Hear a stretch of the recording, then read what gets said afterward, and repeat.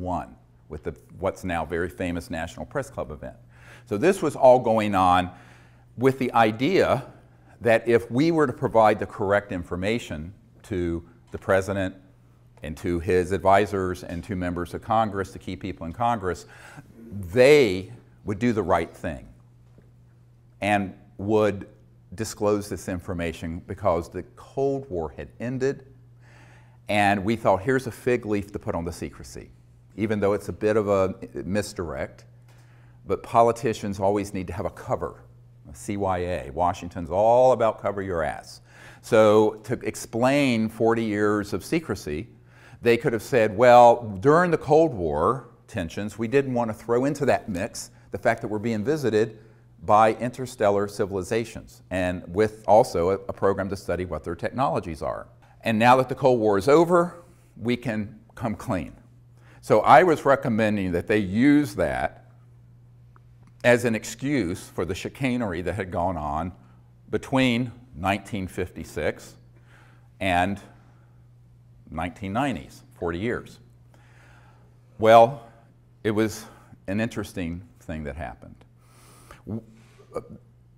In the fall of 1993, I was given a lecture at the Colorado State University, hosted by astronaut Brian O'Leary and Maury Albertson, who was one of the co-founders of the Peace Corps.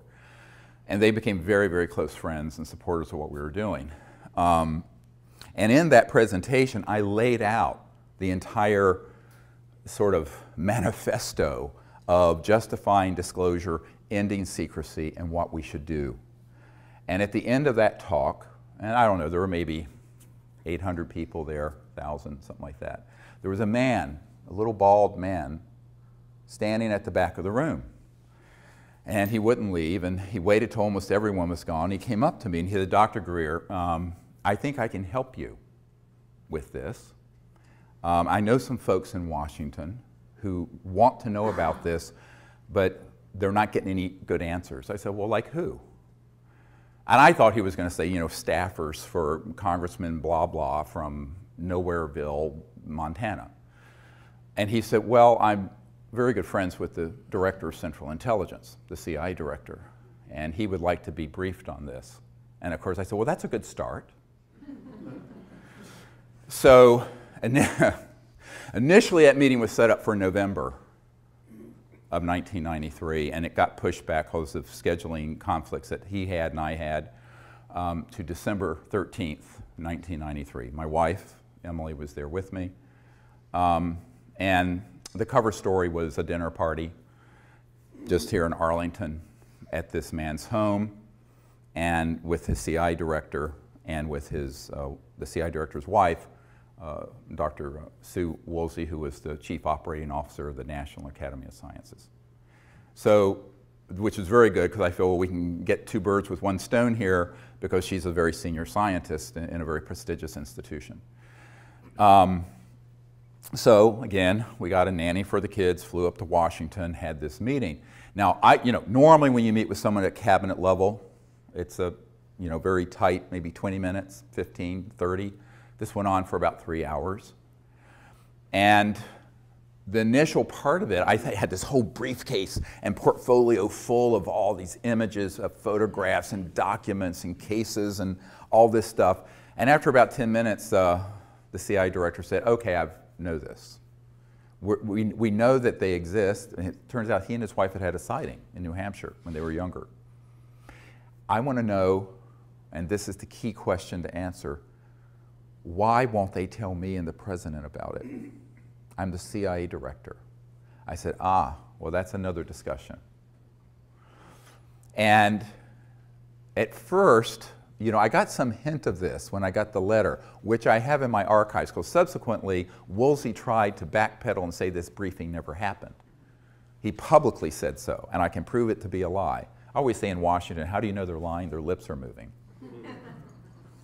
Lips are moving, that means they're lying. So, ouch. Did I just say that? Yeah, I did. It's on the record. There you go. So, but the letter I got describing the briefing from our host said that you're going to be the first person to brief the president. people and his CIA director on this issue because they've asked questions and they can't get anything through channels. Now, at that point, I have to say, I thought I was being zoomed.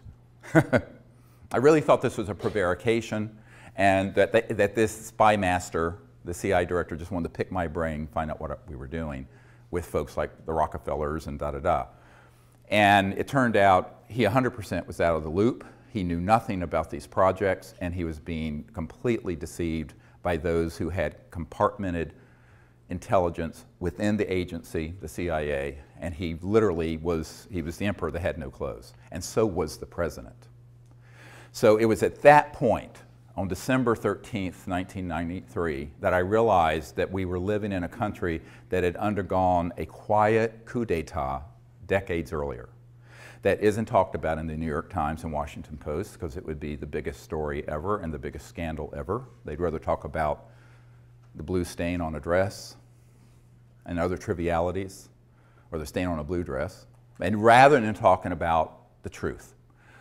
And we, at that point, had put together a white paper, which is in my first book about extraterrestrial intelligence, which you can get on our website at seriousdisclosure.com. And it describes basically the plan of what needed to be done by the chief executive, the president and his people, to end the secrecy. So I had that in my hands, and I was giving it to the CIA director as he was leaving. And he looked at me and he said, "How can we disclose that which we have no access to?" Very chilling question. So, in other words, if we were to push on this, then it would unveil the biggest constitutional crisis in the United States history. And no president wants to admit that they're out of the loop on important things. No one wants to admit that. Therefore, he said, "We will do what we can do. I'll continue to look into this. Please continue to send any information you have to me through this contact. But we'll have to see what the president can do." That meeting, as I said, was about 3 hours. Most of it was talking about contact, the technologies, why secrecy would be as extreme as it is. And this is, the why of secrecy is much more difficult for people to get their minds around than the how. So let me first do the how. Everyone thinks there's something called above top secret. Well, in the United States government, most governments, there's no such thing. There's actually confidential, secret, and top secret. But then within these classifications, there are compartments. So you have TSSCI, top secret special compartmented intelligence. So TSSCI, it's the compartment you're in that matters. Some compartments, like what Edward Snowden exposed about PRISM, was a compartment that the President and the oversight committees of the Congress knew about. However misguided they may have been, they were legally overseeing compartments, which is why he's in trouble. There are other compartments that are unacknowledged special access projects. Special access projects require these clearances, and the unacknowledged ones mean exactly that. They are acknowledged to no one outside the compartment. And that includes the President of the United States or the Chairman of the Joint Chiefs of Staff or whoever. So one of the big mistakes that people make is conflating people's position in the military, the CIA, Congress, the presidency, the White House, the National Security Council, the whole alphabet soup of government agencies with access, all access, just because they have a top secret clearance, to every compartment. And I know men who are in one compartment or in one section, and they have a friend that's in another compartment, and they both have top secret clearances, very high compartments, and they do not know what each other's working on. They may be best friends and they won't know. And that is how it works. But the unacknowledged special access projects mean that they're not acknowledged. And this is what Rumsfeld meant the day before 9/11, if you look at the film Sirius, when he said there's $2.3 trillion unaccounted for in the Department of Defense budget over the last few years. Not billion, trillion. Now it's at least 5 trillion. And now this is no flaming liberal. This is Donald Rumsfeld, okay, who dragged us into this misadventure called the Iraq War, along with Dick Cheney and some other neocons who didn't understand the Middle East, obviously, or anything else for that matter, dealing with world politics. And so, but he literally said that. Now, I don't know if he knew it was being filmed, but it was, and we got it, and it's in the film Sirius. So what does that mean? $2.3 trillion unaccounted for. It means that there is no accounting. I know an auditor who audits my uncle's old company, was Northrop Grumman, which does a lot of top secret work on certain kinds of aircraft, just like Lockheed Martin has certain contracts dealing with anti-gravity propulsion craft. And if it's an unacknowledged compartment and it has some billions of dollars in it, the auditor will be told, you don't have a need to know what's going on with this, and it is just rubber stamped as an audit. They have no idea where that money's going. It goes in the front door. Where it's going through the back door, God only knows. All right? We estimate between $100 and $200 billion every year is going into the unacknowledged government. And this is a conservative estimate, unacknowledged. Congress doesn't know where it's going. The president doesn't know where it's going. A lot of senior military people don't know how it's being used and where it's going.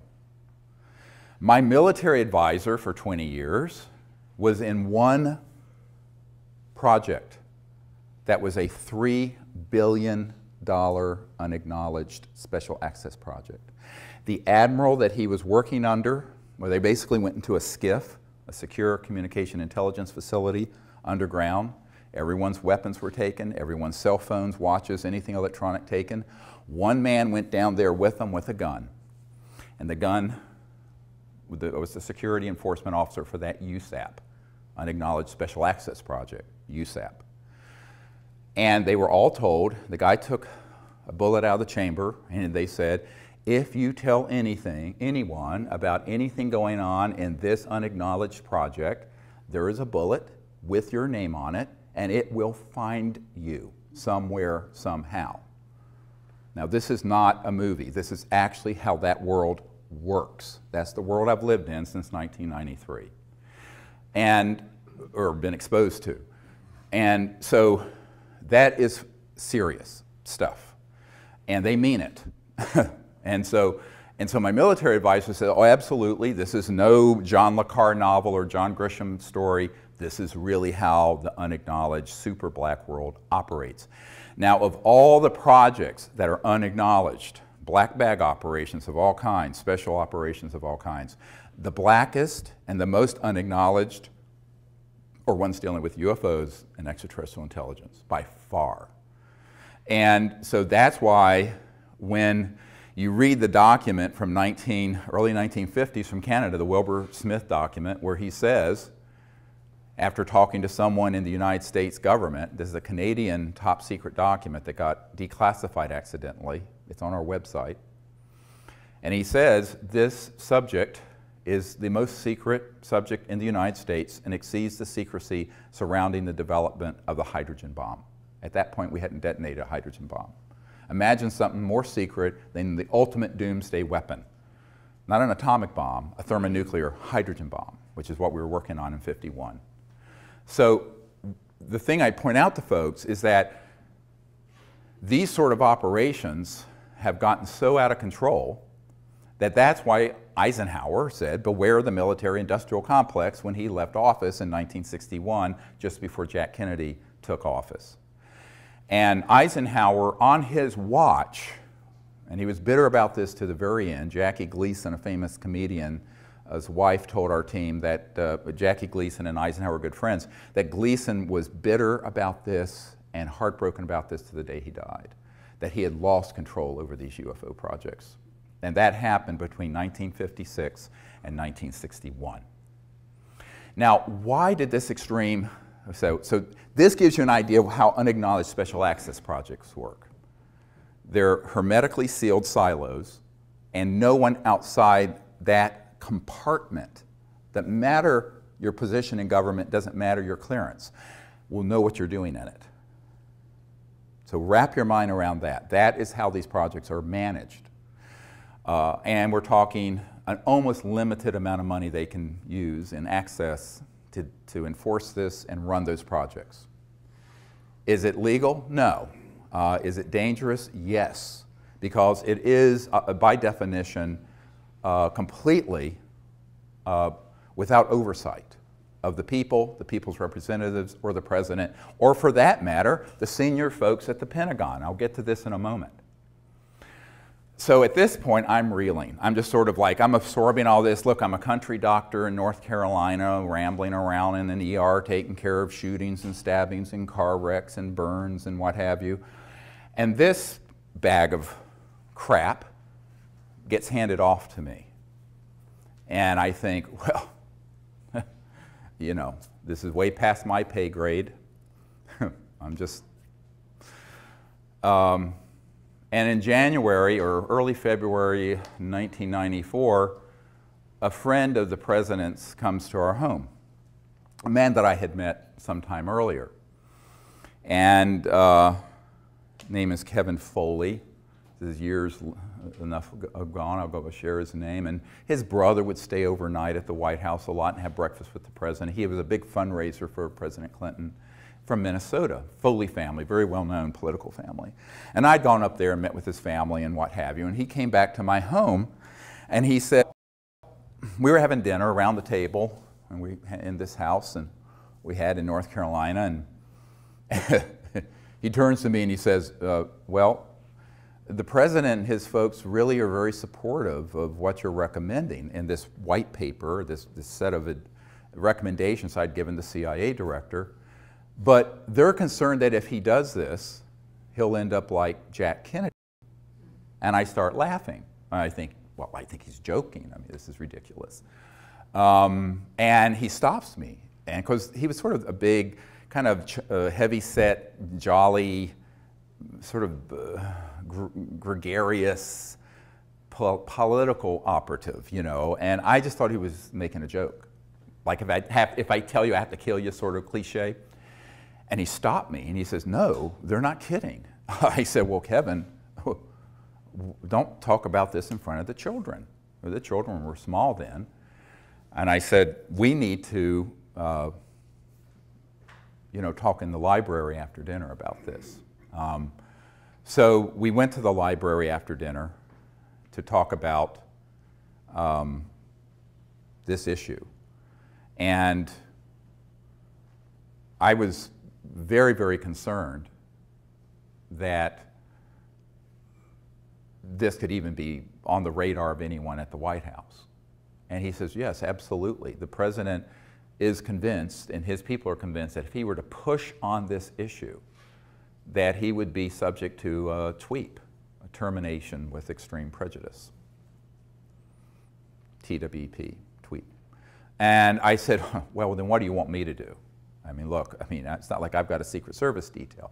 And he said, well, no, they think you can do this. You should go ahead and try to bring this stuff together and bring it. I said, oh, yes. I said, I'm expendable.